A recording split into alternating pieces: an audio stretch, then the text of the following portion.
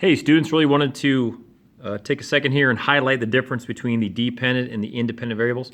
Remember, the dependent variable are the numbers that depend on the numbers you choose or the numbers that you do math with. Those are the independent variables. So the independent variables, those are the numbers that you pick, the numbers that you choose, the numbers that you put into an equation, into a function, into any type of formula.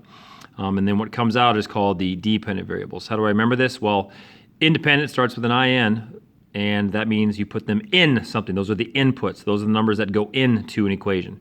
And then the dependents are the outputs. Those are the things that come out. I really like this illustration they have in the book right here of what a function is.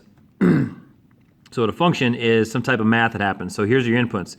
Typically your inputs are going to be your x values, and typically your outputs are going to be your y values.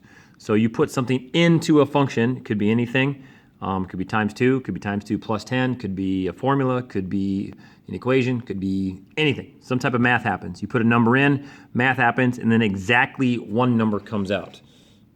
Okay, so that's what I like. I like that idea right here. I really want to highlight this here really quick. So a function is a relationship that pairs each input with exactly one output.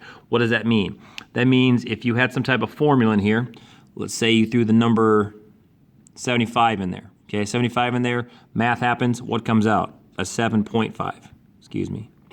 Okay, so what happened in there? It looks like you just divided by 10. Okay, so what can't happen is if you throw another 75 in there, a different number can't come out. Only one number can come out. If you put one number in, one number should come out, like 7.5. It's the same thing in your calculator. If you put the same thing in your calculator twice, the same thing should show up. Okay, if I put a 75 in there again, a 7.5 show up. It doesn't make any sense to put the same number in and something different come out. That's a completely different function.